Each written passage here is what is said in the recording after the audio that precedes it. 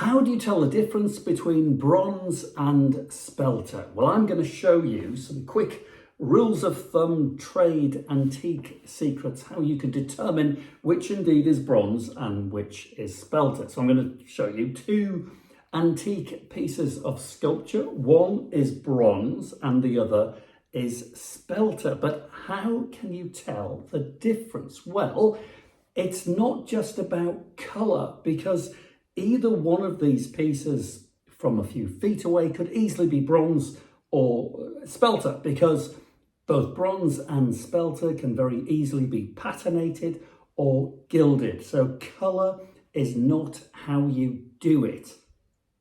But you've got to know how to do it, because there's a big difference in the two materials, not just what they're made from, their appearance and their desirability, but of course, being the antiques business, it's all about the money. Bronze almost always is substantially worth more than spelter. Now, spelter has been known since it's been in existence in the West. Not that long, really, a few hundred years. In the scale of things, it's not that long. Bronze has been with us for literally thousands of years. But ever since spelter was introduced, it was thought of, seen as the poor man's bronze, because effectively that's what it was. It was just much cheaper to make spelter than it was to make bronze. However, things are changing a little bit. Spelter pieces from certain periods, this one is Art Deco 1920s, are, gaining interest because a lot of very interesting things were made in the 1920s. So aesthetically pleasing, a bit unusual and terribly stylish, were made from spelter, because spelter was pretty popular during the 1920s and 1930s. And because it was cheaper to make, the world was in a bit of a crisis. Guess what? What's new? A financial meltdown after the First World War and all of that. So, high valued commodity metals were quite difficult to get hold of. Spelter was cheaper to make. But anyway, so let's get on to how you tell the difference. So colour, forget colour. Spelter itself is much lighter than bronze, which actually doesn't help us here at all, because this spelter figure is permanently stuck on a marble base.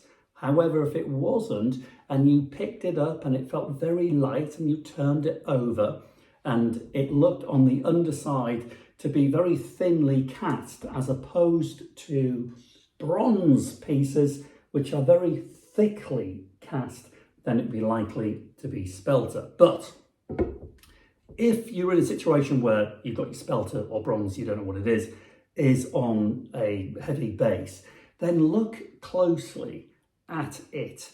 Not necessarily the patination, look for damage, because spelter itself, the metal, which by the way is cold, just like bronze, so don't think you can tell a difference in the warmth test, because you can't. Spelter is not only just much lighter, it's also much softer, so very easy to damage, dent.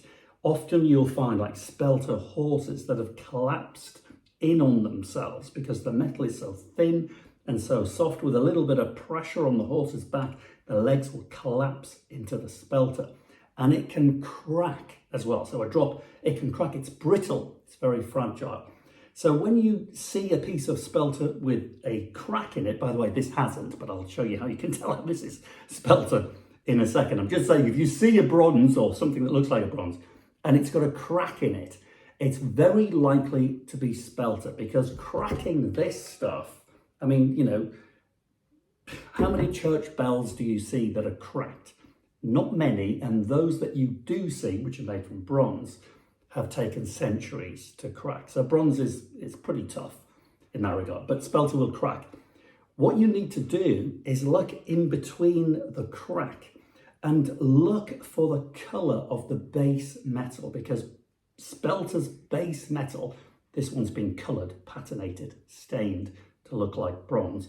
Its base metal is grey, white, silvery. So if this was a cast spelter piece without its base, like this bronze, if you looked on the underside of the spelter, you would see scratch marks where the thing has been moved around, just as you can see on this piece here. But the colour would be wildly different. Remember, it's lighter, it's thinner. The scratches would be silver. Now, if there are no scratches there, then take a knife, anything sharp, a pin, and as long as either you own the thing or you get permission from the owner of the said piece, then just scratch the base. Because if it's bronze, it will be golden in colour.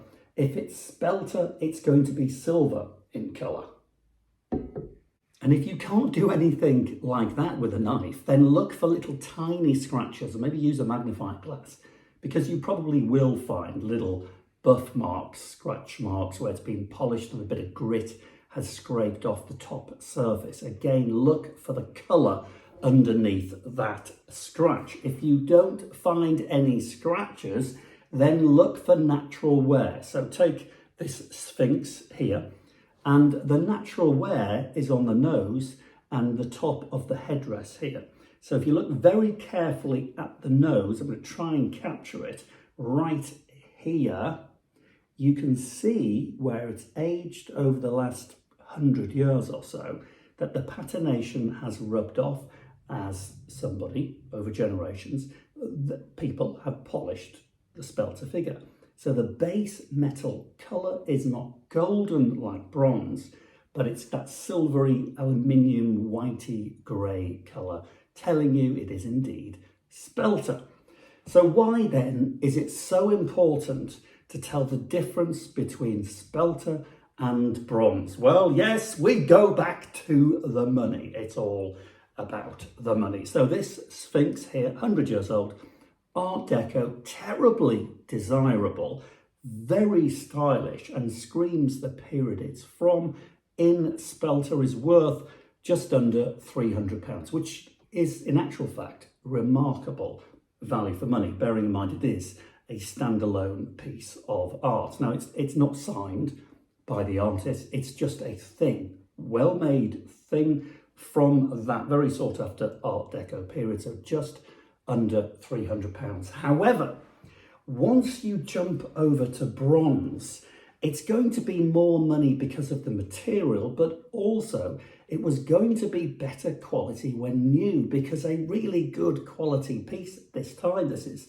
circa 1900, made by a fabulous artist, Léon Delagrange, French sculptor, artist, died in 1910. This, on an ebony base, is a model of Joan of Arc.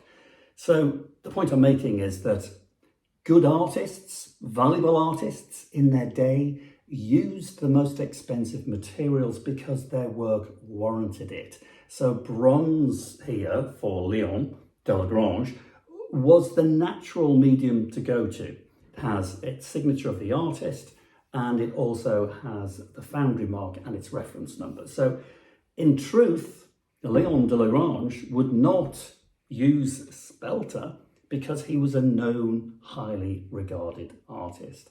So when you find a bronze, not only is it more valuable because it's bronze, generally speaking, the piece will just be better. So, cracking Art Deco Spelter, worth £300, a tad less, maybe. The bronze by a known artist is worth 4 times the money at £1,200. So there you go, that's how you tell the difference between Spelter and bronze. Get yourself out there, happy hunting, and don't forget,